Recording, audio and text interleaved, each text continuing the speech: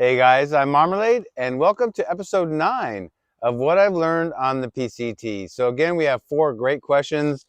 I've got enough for another episode, but I'm looking for more questions, so bring them on. And if you're enjoying this content, make sure you subscribe and hit the like button, which the like button really helps a lot. But let's get on with question number 1. Question number 1 was from Adventure Man. He asked me, when you are backpacking, whether it be on a weekend trip or long extended sections of the PCT, do you have a routine on packing up in the mornings, or is it different each day? It takes me forever to pack up and get going in the mornings. So I love this question. It was actually, well, a couple things. I have a routine. I used to not have a routine, and even up to when I started the PCT in 19, it took me forever, at least an hour and a half, sometimes 2 hours to get packed up, get going, and get on trail. I'm an early riser, as some of you know, but man, by the time I get going, it was 8 o'clock, but I would get up at 5:30 or 6 in the morning. So it was a giant waste of my time. Now I have it refined to the point where sometimes I actually, when I'm done packed up, I'm like, wow, I'm done in like 10 minutes. So uh, to not skirt the question and the answer, I'm getting ready. This will be put out just around Christmas or a little before. This will be uploaded around Christmas. I'm going on Saturday and Sunday, so Christmas Eve day and Christmas Day out in the PCT. I'm going to do a solo hike and just get out on the trail and get away. And I decided that I'm going to do a video for you on how I've been thinking about doing it for a while. So it's funny I got this question.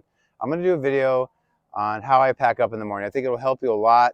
It's what I've learned from others, but actually just figured out on my own. It also helps that I have a lot less gear than when I started the PCT, so it makes that faster. But I'll show you how I do it in the mornings. And especially when I was going through the Sierras, I wanted to get on trail. It was going to be a really long, tough day every day. And so I wanted to get on trail, get going, especially, or if you're somewhere like where I am, where a lot of times in the desert it's hot. If you can get on trail by 5:30, 6 in the morning, you can get a good 3 or 4 hours in before it gets too hot. So look for that video very soon after Christmas sometime. And so that's my answer for that for right now. So you have to kind of wait for that one. The second question is from Stephen Thompson. And Stephen has been a supporter of the channel for a very long time. Thanks for the question. And it is the top 3 worst gear purchases. So I had to think about it a while because there's been a lot. And, you know, when you're new, you just buy stuff. You don't know what you're doing, right? So how would you know? So I did write down the 3. So this one I bought impulsively off Amazon right before my thru hike attempt. And I brought it and carried it for a while. But it's called a Gas Saver Plus Lindell Valve Canister Shifter. And I'll put a picture here somewhere of it. But it's very well milled and small and compact, not very heavy. You could tell it was well made. And I had never heard of one, never seen one, but when I was perusing for backpacking stuff on Amazon, for things I thought I needed for my thru hike, that was just one of the many, many things I brought that I shouldn't have brought. But it was not cheap. It's pretty small, and it was like $35 to $40 somewhere in there. But the idea seemed to be genius to me. I didn't do any researching. That's where there lies my problem. After I got it, I started reading about it, and the premise of this is that you put used canisters. You know how we all go on a lot of trips, we have a lot of used fuel canisters. Well, we never know how much they're going to last, and I ended up with like 10 used ones, which I'm not sure how much is in each one. So you theoretically screw this into the canister, put it upside down, and put even a partial one on the bottom, and you can bleed the fuel into the other ones. And so I thought it would be not only good to condense all my fuel canisters over time, but on the trail, there's a ton and ton of used canisters in the hiker boxes. So I thought, well, that'll save me a lot of money. I could just top off sometimes when I know I have some in there, and I find a canister's got some in there, I could do that. But the more I read into it, and I couldn't tell you the temperatures or any of that, but the more I read into it, I found out that they need to be colder, they need to be certain temperatures, they need to be this, they need to be that. So I carried it for a while, and honestly, I didn't use it even once on trail. And eventually, when I got to Warner Springs, which was after my 7th day, I had my buddy was meeting me there from Trail Magic because I live, in San Diego, and I gave him about 10 things, and that shifter was one of them. The second of 3 was quite a while ago, and once again, it's probably because I didn't do research or didn't get it referral from a friend. But I was looking for, I always wear these plastic kind of resin watches. They're durable. This one happens to be solar, so I don't have to put batteries in it. But for my hike, I wanted to have, I always wondered about elevation or altitude. So I was looking on there, found a really inexpensive watch. So it's a regular watch, and it had elevation and altitude. And basically what happens is once you get it, you figure out, I researched at my city what the elevation was. You set it to that, where you are at that moment. And then from then on, if you're going higher than that or lower than that, it tells you. It never came close to being right. And actually nothing on it worked. So I thought it was too good to be true, and it was. The watch didn't even work well. And it's just a simple digital watch. But yeah, it would be like I could go to San Jacinto Mountain, which is over 10,000 feet. And when I left home, I'm near the beach. It'd be, I don't know what it is here, 500 feet, whatever it is. But I'd get up there and it'd say I'm 2,000 feet when I was at almost 11,000 feet. So it never worked. It never was right.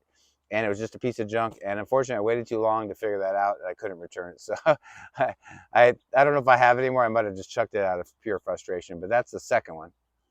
Okay, and the third one has a little bit of a backstory, but my very first backpacking trip ever as a beginner was the January 1st, 2016. Well, at the end of 2015, and I'll show you a picture here somewhere, I was in a meetup group for this day hiking, and then had nothing to do with backpacking, but we did an overnight beginner's backpacking trip, and I went and I was hooked. I was horrible at it. I didn't own one single piece of gear for backpacking. I had car camping stuff, but no backpacking stuff, but I was hooked.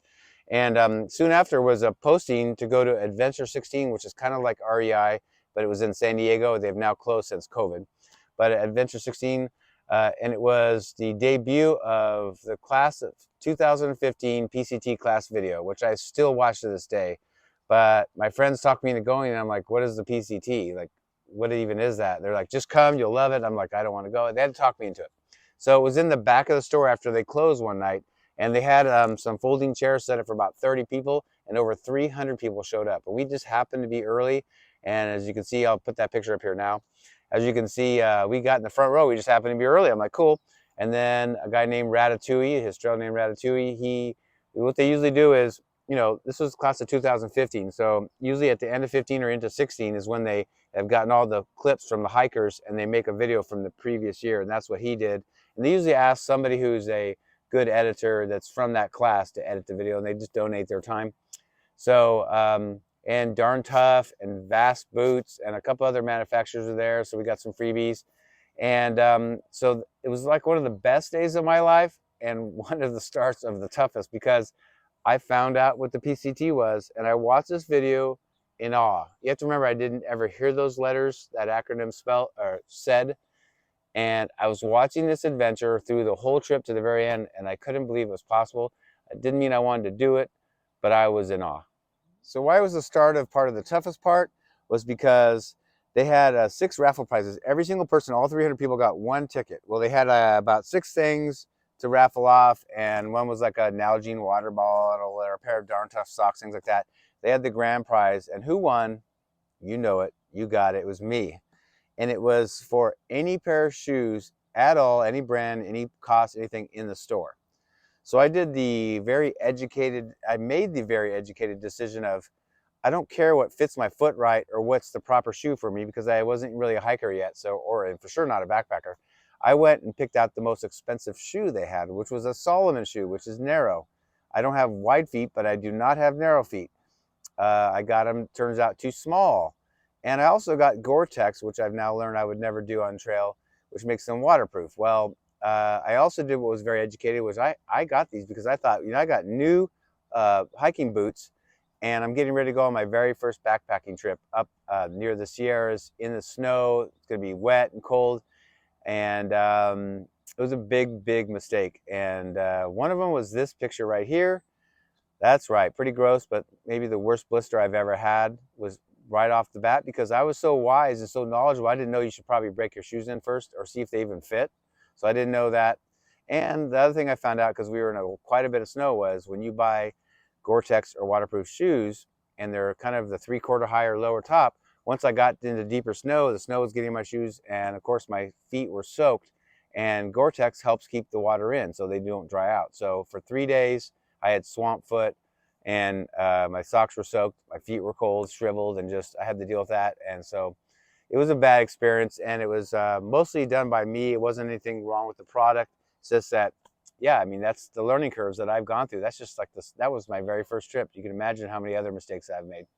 All right, great question. I hope that helps some. But yeah, those are 3 things that didn't work out. I've had many more, but those are some of the 3 that came to mind right off the bat. All right, question number 3 is from a Samuel S. What have been some of your favorite days on trail so far?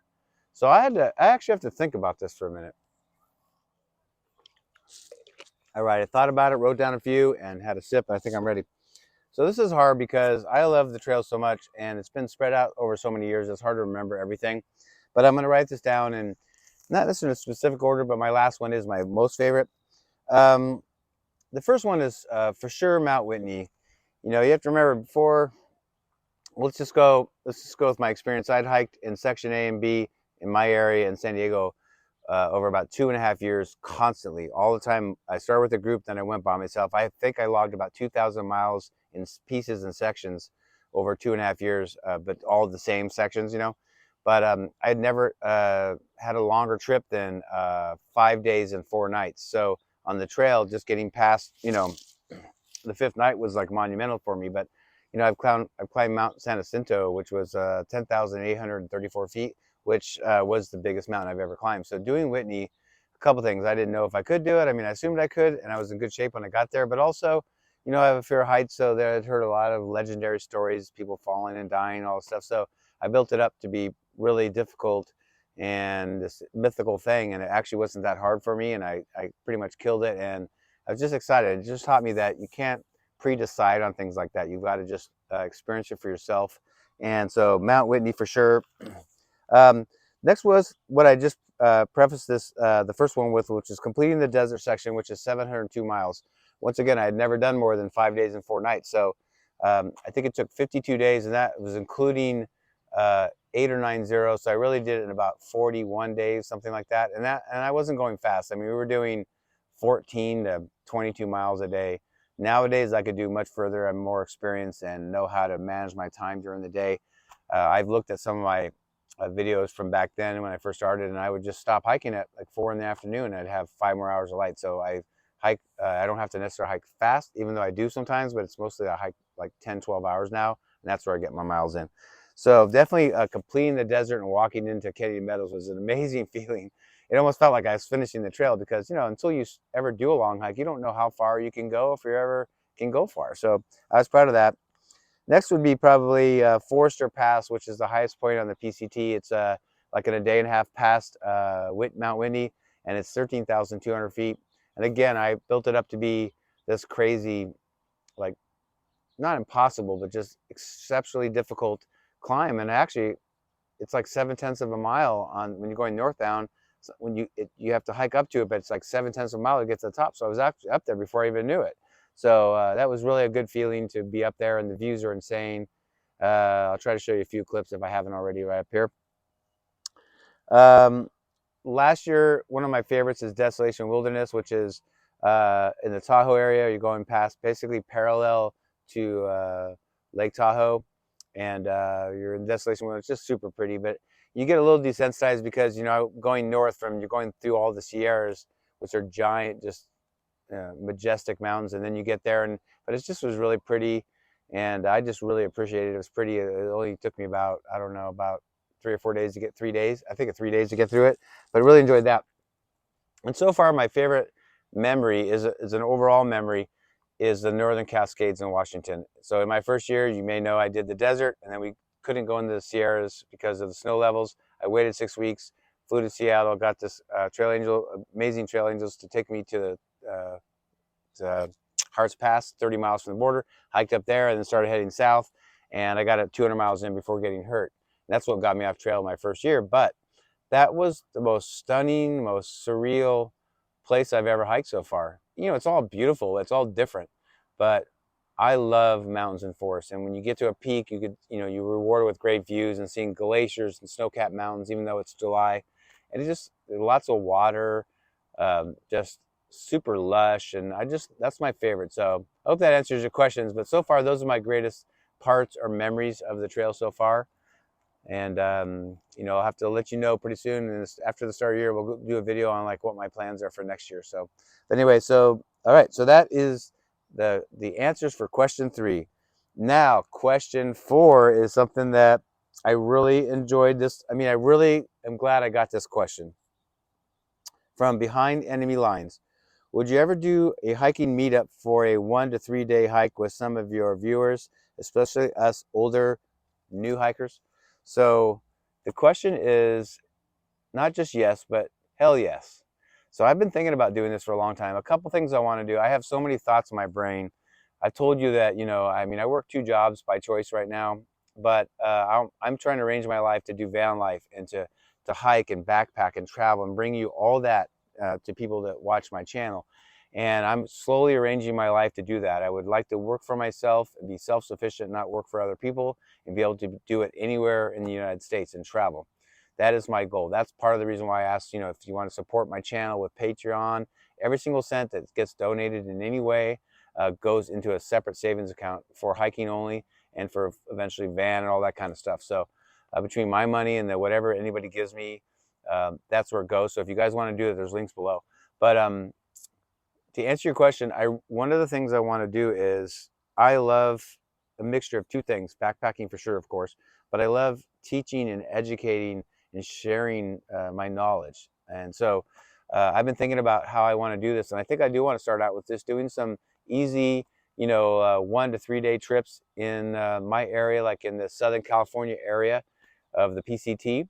I know it by heart, and I know where we can leave cars, and how difficult or maybe not difficult a section is depending on who we have on the hike. And so I want to know from you guys if you would be interested in signing up if I plan one, and then if it goes well, let's keep planning them. We could even start working on section A and just work our way through if you wanted to do that. If you're like trying to complete section A, we could do that and do it in chunks.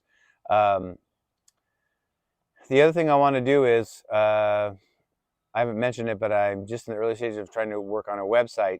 I eventually want to create, whether it's on the website or in person, how we're talking about doing a 1 to 3 day trip with me. I've also thought about maybe teaching entry-level backpacking classes, but in person. But I think maybe a better way to do that, and you tell me if that's something you would do. I mean, not everybody, most people that watch me don't live local, so I don't think that would work for most people. But I'm thinking about maybe creating a series of classes and just being something on my website. It could be very inexpensive, but I could at least get a little revenue from it and help me stay on the road. But you know, maybe it could be a 6 or a 10-step series of classes you can do online and do whenever you want. And then if you pay for the class, I'd be, they're approachable in terms of instant messaging or email to ask me questions about those things, or if you have other questions. If anybody that is a patron can do that already, can reach out and ask me anything. But if you pay for the course, then I would do the same thing. So let me know what you think about those ideas. And if I were to do a series of classes, what are some of the things you want to know if you're newer at backpacking or just just getting into it? But those are some of my thoughts. I hope that wasn't too much rambling, but I would like to I am planning a hike, and it's already pretty much full with friends and then a few people at my work. I work at REI, to do a section of the PCT in early February, I think. But besides that, I mean, the spring is the best time to be out there. That's why all the snowbirds go out to Palm Springs in the winter, because the desert's beautiful in the winter time. So let me know what you think. Please, I'm looking for more questions. So more questions if you have them. And again, I don't push all my ways to support the channel a lot, but if you would look down below, it would really help. Jump aboard maybe for next year. If we get enough patrons and some of the other things, you can do a one-time donation on PayPal if you just want to do it once, or you can sign up for as low as, I want to say, like $3 a month or something like that, $2 a month on Patreon. And but if you want to do, that's going to help me break away and work less and actually be out there, and I'll be able to bring you more educational videos and more travel and adventure. I mean, I of course want to bring you backpacking, but eventually I'll be done with the PCT, and there'll be other things that I want to show you and share with you. So so video ideas, if you want to become a patron, look down below, or a one-time donation. And also like the video helps more than that'll help us spread it to more people. And I think that's all I got. That's done. That's the end of episode 9. Episode 9 already. I have enough for 10, and then if we don't get any more questions, we'll have to hold it till we get some more. But bring them on, and I hope everybody has a great holiday, and we'll definitely see you on the next one. See ya.